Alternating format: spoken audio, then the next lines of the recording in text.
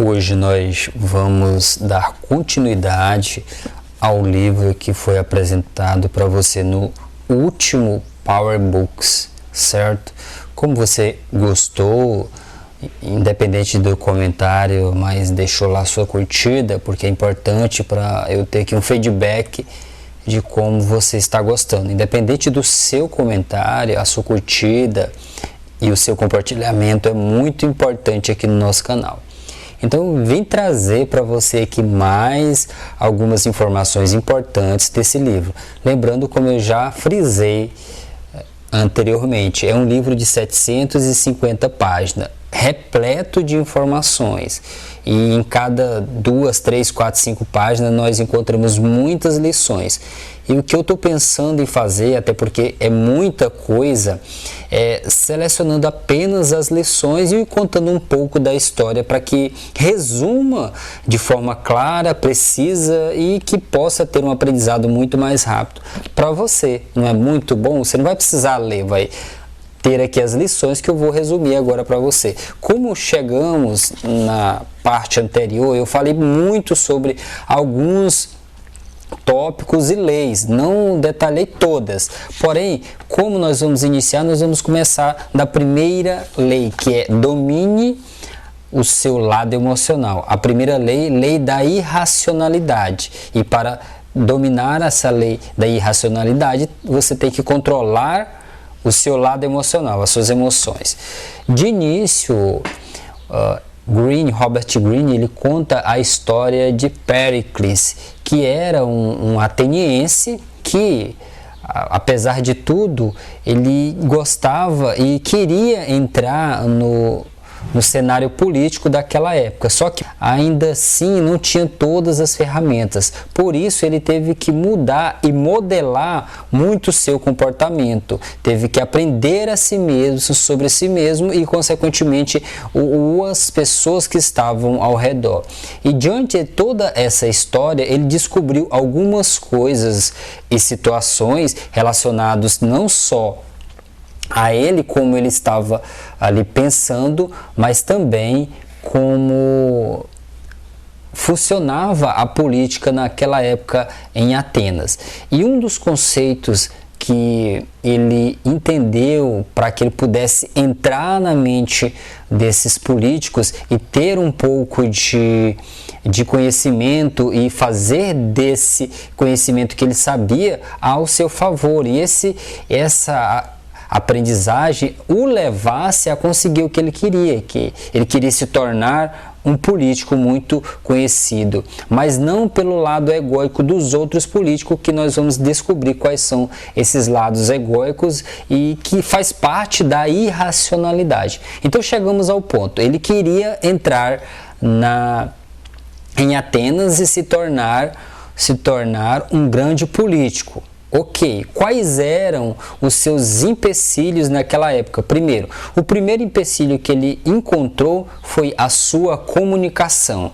Para se tornar um político naquela época, era inevitavelmente você tinha que desenvolver uma comunicação não só boa, teria que ser persuasiva, teria que levar a uma mensagem que impactasse as pessoas. Então a primeira coisa é, para entrar na mente das pessoas, você necessita objetivamente e emocionalmente comunicar com o consciente e o inconsciente. Ele aprendeu a fazer isso. Isso foi o primeiro empecilho. Ele precisava ter uma ótima oratória, porque naquela época a oratória, as pessoas de grande escalão lá na política, na arte, na ciência, todos eram bons oradores, falavam bem e tinha a prática da oratória. Então ele precisou desenvolver esse primeiro hábito, se comunicar, não só dele para com ele, quanto para com as outras pessoas. O segundo empecilho foi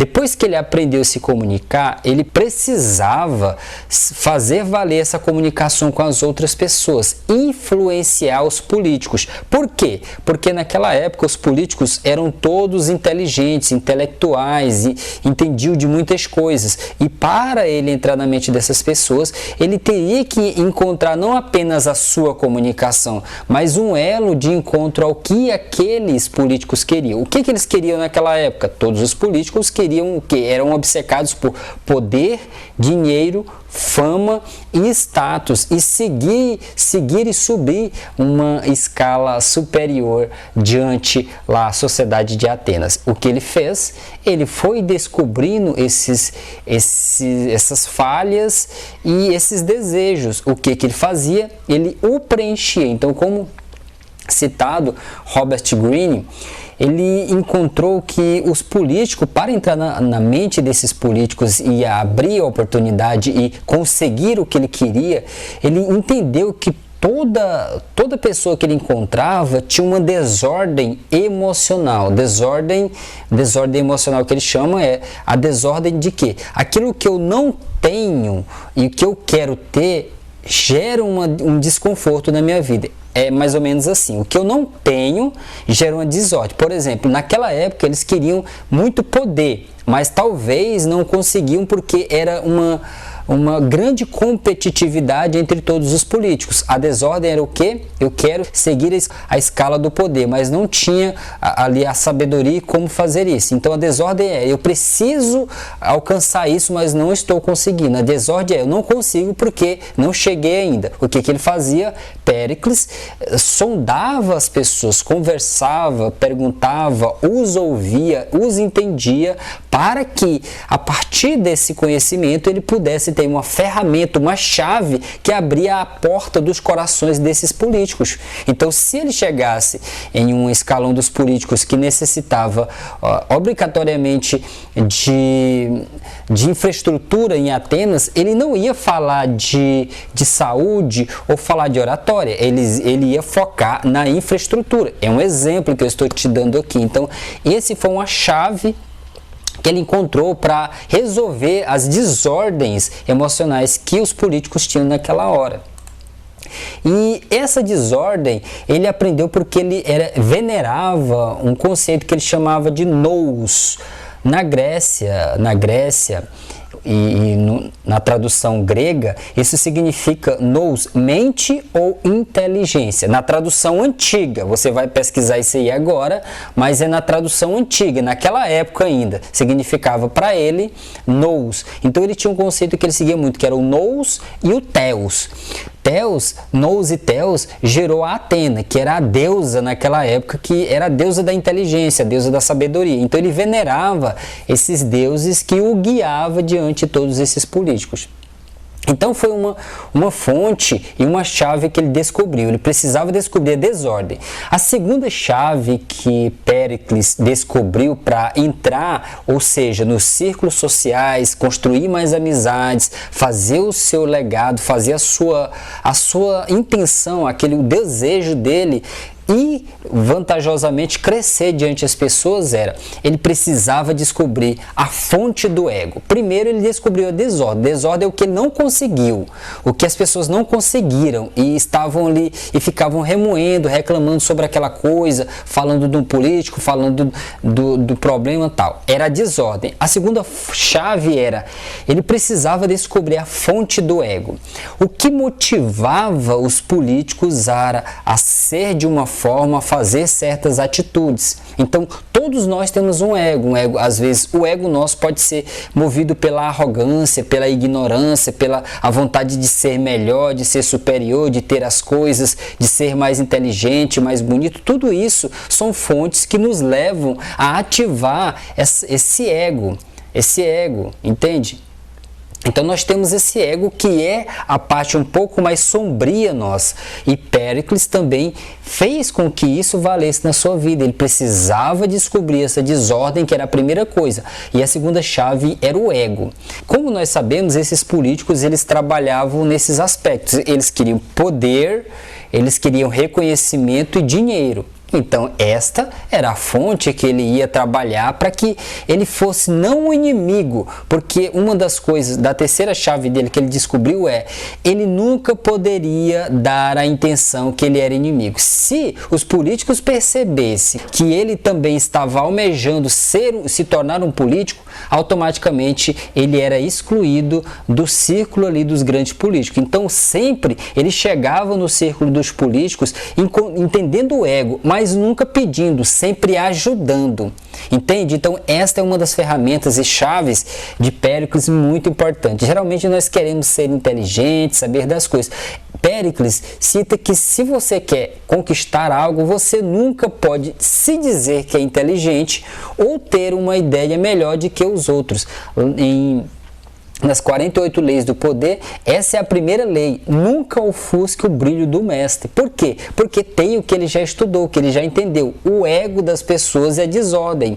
O ego é o que ela acha que é. A desordem é o que ela não consegue. Então, se você chega dizendo que é uma pessoa inteligente, que é isso, que é aquilo, foi o que ele não fez e não fazia, automaticamente as pessoas te reprimem. Por mais que você seja a pessoa mais inteligente, não devemos ser inteligentes. Temos que se fazer muito mais amigos do que inteligentes. Ninguém quer pessoas inteligentes, mas todo mundo quer ser amigo de todos. Então, ajude. Então, a terceira ferramenta, a terceira chave é: não se mostre inteligente, se mostre amigo das pessoas. E o que o amigo faz? Ajuda, não pede. Amigo não pede. Se você tem um amigo que te pede, ele não é o seu amigo. Péricles, aqui diante da sua história, ele diz que ele encontrou muitas pessoas que tinham mais desordens do que sabedoria. Por quê? Porque a desordem é: quando eu tenho muito medo, muita insegurança, eu não tenho sabedoria, eu tenho mais medos. Então, se eu tenho medos, eu vou julgar muito mais, eu vou criticar, eu vou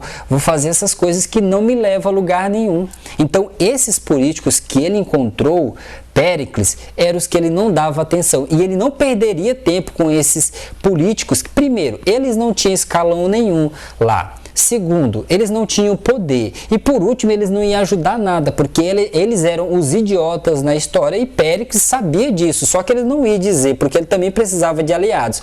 Mas ele também não ia ajudá-los, porque talvez isso ia atrapalhar eles no futuro. Porque ele descobriu também que se você ajuda uma pessoa tola, primeiro, ela não vai reconhecer a sua gratidão. Segundo, ela vai usar isso contra você. E terceiro, de uma forma ou de outra, ela vai tentar usar aquilo para engrandecer as suas custas. Então, ele aqui na história de Péricles, ele diz assim, ó: quando você encontrar com tolos, não o despreze, mas também não ensine nada, não ajude em nada, porque se você ajudar alguma coisa, se você der algo para ele de bom, ele não vai reconhecer e ele vai usar isso contra você. Então, nessa política, ele encontrou muitos tipos de políticos que tinham toda essa parte ruim. Então, ele tinha que entender essas chaves, esses conceitos, como eles funcionavam. Então, o primeiro conceito, nós entendemos aqui, nós estamos ainda nos conceitos ainda. A primeira chave: encontre a desordem das pessoas. A segunda chave: descubra qual é a fonte do ego das pessoas. Todo mundo tem um ego que ela sempre tem ali aquela vontade de ser aquilo, de conquistar aquilo. A terceira coisa é: não ajude tolos. E a quarta coisa é: aprenda a ser amigo das pessoas. Aprenda a ser amigo das pessoas importantes que podem te ajudar. E chegando nessas quatro chaves, ele sempre diz assim, que você nunca pode ser a mesma pessoa diante essas quatro chaves, porque quando você está diante de uma pessoa que tem uma desordem, você precisa ser uma pessoa diferente.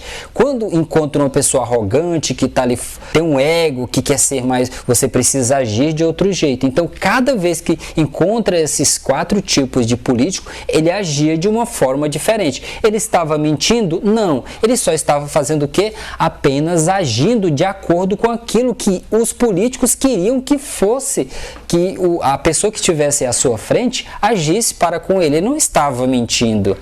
Se ele encontrasse o tolo, que ele chama os políticos tolos, ele não ia tentar ajudar, tentar ensinar, nada, ele só ia repetir, dizer que eles estavam certos, que eles realmente, que eles eram pessoas inteligentes, que aqueles outros eram os errados, eles eram os certos. Ele ia apenas fazer isso. Caso ele encontrasse um político de grande escalão, esses políticos não iam falar de coisas pequenas, porque ele aprendeu um conceito que diz assim, ó, pequenas pessoas falam de fofocas, grandes pessoas falam de ideias, de revoluções. Quando ele via pessoas falando dos outros, ele já não ensinava e não dava atenção, apenas reforçava o que a pessoa achava que era.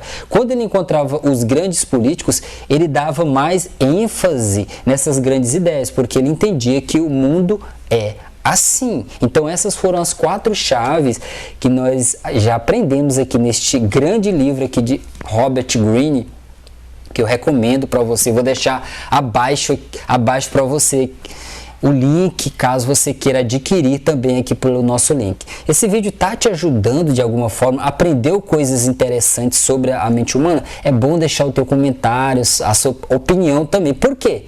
Porque você também vai aprender mais, vai compartilhar e a sua curtida vai ajudar o nosso vídeo e a mais pessoas. Quer aprender mais? Então vamos em frente. Depois desses conceitos, essas chaves, nós entendemos algumas coisas fortes e muito poderosas. Só que nós vamos deixar para onde? Para o próximo vídeo. Então nós se encontramos aonde? No próximo vídeo. Esse vídeo já está bem longo, 16 minutos. Nós se encontramos nos próximos vídeos. Espero que nós possamos aprender muito com esse livro, porque é um livro muito interessante. Eu recomendo fortemente que você adquira, leia, tire suas próprias conclusões, porque aqui é a minha visão sobre o próprio livro. Nós estamos ainda apenas na primeira lei da irracionalidade, que é dominar o seu lado emocional. E lembrando que tudo isso, essas 4 chaves, fez com que Péricles se tornasse um dos maiores políticos, que as suas ideias iam diante de qualquer pessoa, eram ideias poderosas e que impactavam, e que realmente ele conseguiu aquele objetivo. Mas ele conseguiu, mas nós vamos, ao decorrer dessa jornada, descobrir como ele fez. Nós tivemos aqui apenas uma pitada do quanto esse político ateniense é inteligente, tinha estratégia, era sábio, sabia manipular, controlar, dominar e fazer o que as pessoas querem, que é se sentir importante. E ele sabia fazer isso como ouro e até como água no deserto. Ele sabia dar a água no deserto para aquelas pessoas sedentas. Então, quer aprender mais? Curte esse vídeo, nós se vemos aonde? No próximo vídeo. Fique com Deus, boa leitura.